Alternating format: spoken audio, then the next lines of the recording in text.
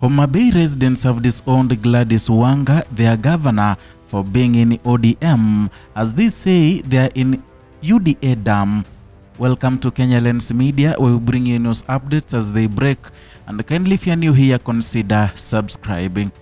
Now, more than 300 women aligned to the United Democratic Alliance Party (UDA) in Homabay County have rejected a proposal by the Orange Democratic Movement leaders led by Gladys Wanga to introduce political zoning ahead of the 2027 general election, saying the move undermines democracy and denies voters the right to choose their leaders. The women, drawn from different parts of the county, gathered in Homabay town to send a unified message. They said an attempt to restrict political competition in certain regions would go against the principles of the multi-party democracy. At the center of their concern is the proposal reportedly being considered by Orange Democratic Movement leadership. The proposal seeks to have certain regions, long considered party strongholds, reserved, with other parties discouraged from fielding candidates. Among the counties mentioned are Homabay, Migori, Kisumu, Siaya, and Busia, and these regions have historically supported the Orange Democratic Movement, with the majority of elected leaders securing their positions on the party's ticket for over a decade. But if the women now say the political landscape is changing, and they argue that new alliances, shifting voter expectations, and ongoing development projects have opened the space for competition. Leading the group was the UDA Deputy Chairperson Rosemary Rumo. She emphasized that Kenya's democratic framework allows for multiple political parties to exist and compete freely. She noted that no single party should claim exclusive rights over any region, and the women maintained that zoning would effectively lock out alternative choices and voices and deny citizens the opportunity to evaluate different leaders and policies. They described such a move as direct contradiction to democratic values, and their position also reflects growing political tensions as parties begin early preparations for the next general election. Negotiations between major political players are already taking shape, with zoning reportedly being floated as one of the key agendas of the items.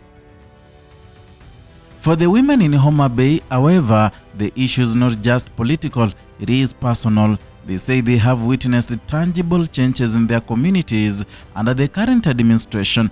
They attribute these changes to the government programs and leadership at both national and local levels. Mercy Akenge, a leader within the party's Women League, pointed to development projects across Luo Nyanza counties, and she said these initiatives have improved livelihoods and also brought hope to many families. From infrastructure to social support programs, she noted that the impact has been visible.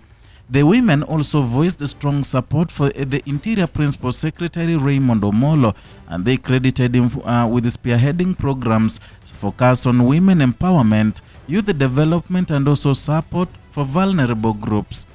According to them, these initiatives have transformed lives.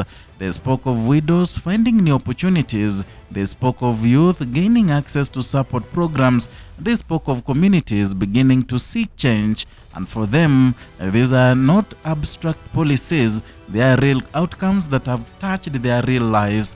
And because of this, they warned against any attempts to remove or undermine his political role within the government. They insisted the leadership should be judged based on performance and service delivery, not political maneuvering. Bella Limbo, a representative from Suba North, shifted the focus back to the upcoming elections. She called on leaders from the Orange Democratic Movement to prepare for open competition, and she made it clear that the United Democratic Alliance intends to field the candidates across all levels. From members of county assembly to gubernatorial seats, the party plans to present alternatives to voters, and the message was direct: let the ballot decide and let the people choose.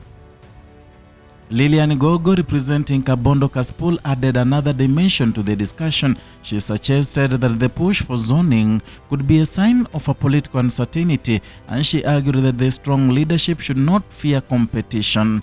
And according to her, accountability to voters is the true test of leadership, and if leaders have delivered to their promises, she said, they should have no reason to avoid the ballot. She also pointed to internal challenges within the Orange Democratic Movement, and she noted that the leadership wrangles and disagreements may be affecting the party's standing. For voters, she said, such issues can influence confidence and support, and other voices joined in, reinforcing the same message. Edith Odhiambo and Dorothy Auma called for clear separation between public service and political battles. They urged leaders to focus on their mandates, and they emphasized that development and service delivery should remain the priority. For them, dragging public officers into political disputes does not serve the interests of the people. Instead, they called for leaders to be evaluated based on what they deliver and not what they say. The gathering in Homabay highlights a broader national conversation, and as Kenya moves closer to the 2027 elections, questions about political strategy, alliances, and competition are becoming more pronounced. Zoning is not a new concept in politics. It has been used in different contexts as a way to manage competition and maintain political balance. It also raises important questions about fairness, questions about voter choice, questions about the very nature of democracy. And in a country defined by its multi-party system, the questions carry significant weight. For voters in regions considered as strongholds, the debate may shape the options available to them. And for political parties, it could influence campaign strategies and candidate selection. And for the country as a whole, it speaks to the ongoing evolution of its democratic process. The women in Homabay have made their position clear. They want open competition. They want every party to have the opportunity to present its candidates, and they want voters to have the final say. Their message adds to the growing chorus of voices calling for transparency and inclusivity in the political process. As discussions continue among party leaders, the outcome remains uncertain, and what is clear, however, is that the debate over zoning is far from settled. It is a conversation that touches on fundamental democratic principles, and one that will likely continue to unfold in months and years to come. In the end, the question is simple: who gets to decide? Political agreements or the voice of the voter at the ballot box? That is all from Kenya Lens, at least for now. Kindly, if you are new here, consider subscribing, liking, and sharing our content. Also, remember to hit the notification bell so that you can be receiving notifications each and every time we bring you a new content.